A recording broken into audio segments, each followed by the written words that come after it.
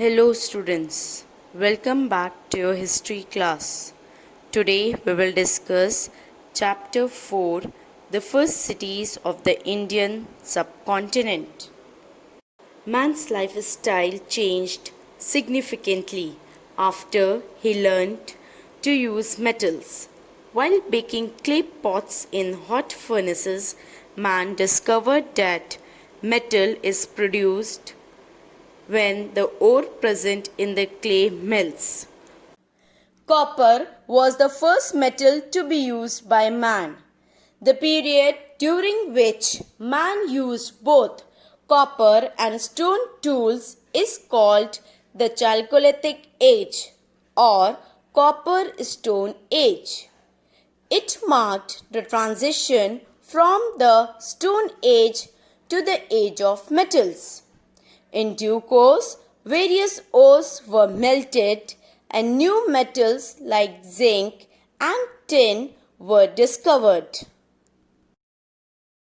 Bronze Age. The Bronze Age began when the man invented bronze by mixing tin and copper.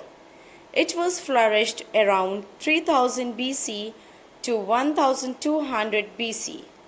Bronze tools were used in clearing of forest, ploughing of fields, and digging of canals. Village settlements along river banks now became larger. Along with growing food, people were now also engaged in manufacturing goods to meet various other needs. This gave rise to a variety of occupations such as pot making, weaving, brick making, tool making, etc. The exchange of goods led to the growth of trade and trade centers. The trade centers, where a large number of people settled, developed into cities. The earliest cities of the Indian subcontinent came up in the northwest, in the region drained by the river Indus and its tributaries. About 4,500 years ago, a great civilization flourished in this region, known as Indus Valley Civilization.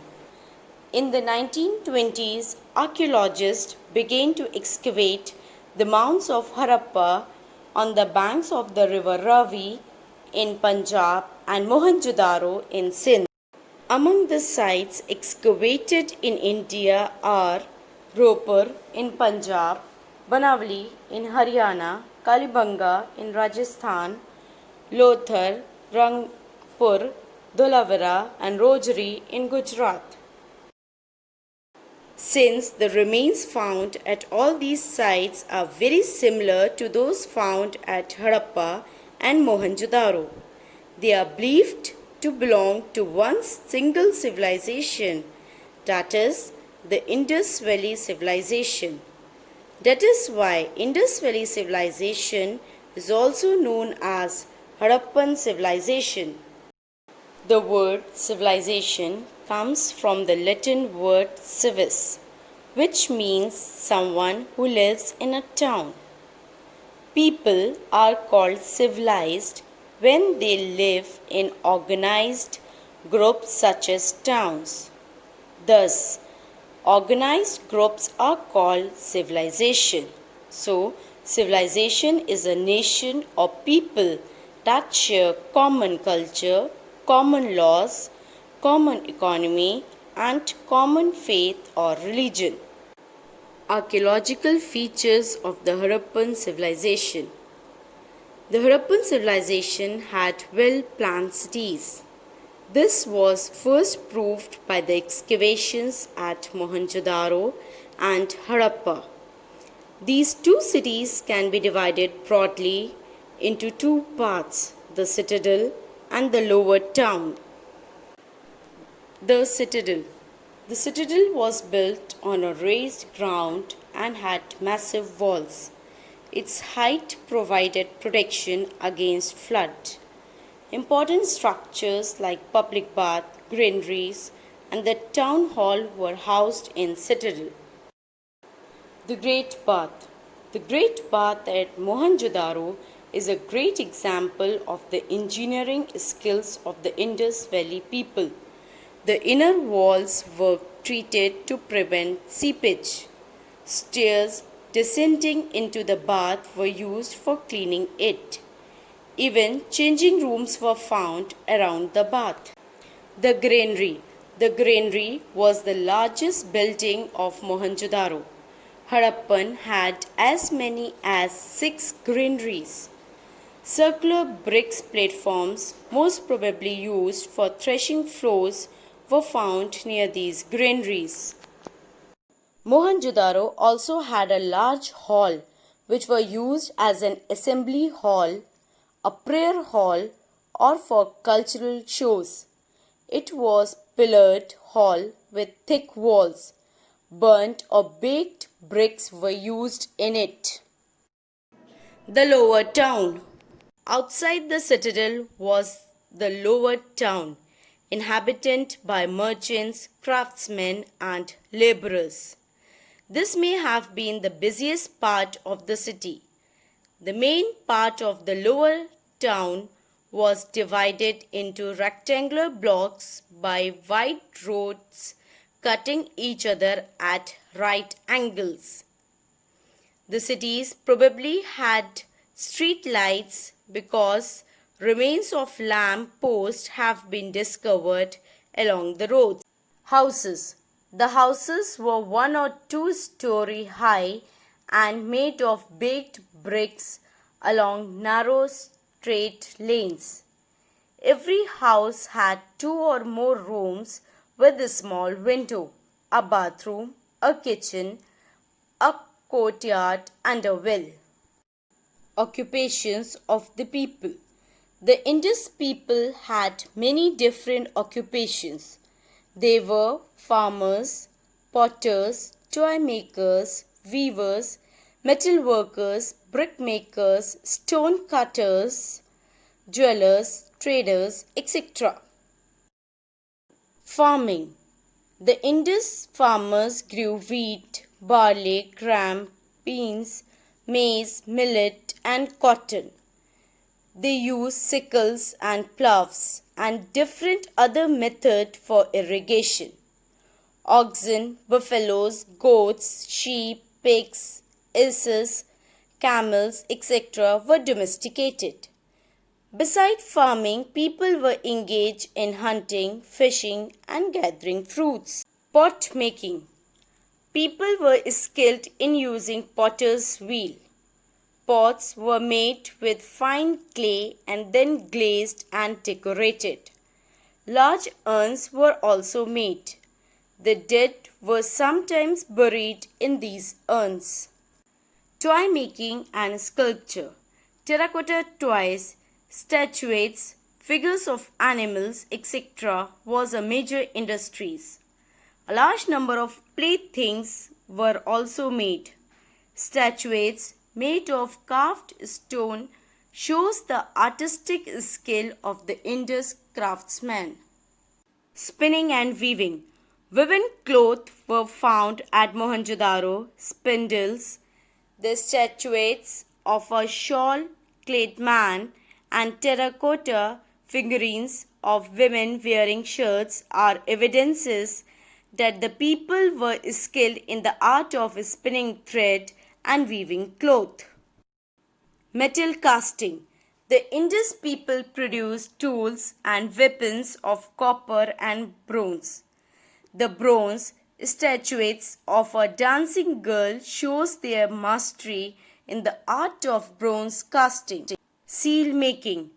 More than 2,000 seals have been excavated from different sites. This shows that seal making was an important craft.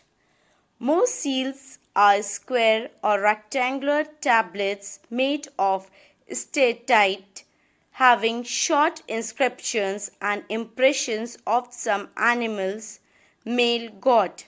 Some seals also have hump at the back which has a hole. Till now, nobody has been able to decipher the Indus script. Seals were also used to stamp the wet clay with which goods packaged were sealed. A seal impression thus produced called sealing. Jewelry making. The jewelers of the Indus Valley made a variety of ornaments using materials such as copper, gold, silver, clay, and precious and semi-precious stones. They also used faience, a material made by baking and glazing especially treated clay. Both men and women wore ornaments such as bangles, necklaces, and rings. Brick making. Brick making was an important craft. Many kilns for baking bricks have been found. The bricks were more or less of uniform size following a fixed standard. Trade. Trading thrived and was conducted according to a set of rules. The merchants used a uniform weights and measures. The Indus cities probably had trade links with Mesopotamia, as Mesopotamian seals have been found in the Indus cities and Indus seals in Mesopotamia. Administration. It seems that they had some kind of organization which took care of the sanitation, regulated trades, collected taxes in the form of grains, land, maintained law and order. The city was administered by a group of people who might have been priests or wealthy merchants. Religious worship. Indus people worshipped nature in the form of animals, birds and trees. The humped bull and the peepal trees were held sacred. Mother goddesses was also worshipped. Seals bearing the three-headed figures of a male god with close resemblance to Lord Shiva has also been found. No temples were identified among the remains. Among the several Harappan cities excavated in Gujarat are Lothal and Dholavira. Lothal had a flourishing bead-making industry, a storehouse and possibly a dockyard from which maritime trade was carried on. Dholavira had a middle town, a lower town, a space for public functions and several water tanks besides the citadel. Here, stone was used in the construction of some buildings. An inscription of 10 letters has also been found. Decline of the Indus civilization. The Indus Valley civilization lasted from 2500 BC to 1500 BC approximately. Excavations have revealed that the city of Mohenjo-daro was destroyed over and over again and was rebuilt at same site 9 times. The exact cause of the decline of this great civilization was not known. Some of the most discussed views with regard to the disappearance of this culture are devastation caused by natural disasters such as flood, earthquake, epidemic, etc. Some scholars feel a more advanced culture brought about the end of Indus settlements. Another group feels that change in climatic conditions lead to reduction in agricultural surplus. Eventually, people might have migrated further east in search of more hospitable living conditions. So students, I hope you have understood the chapter. Thank you for watching the video.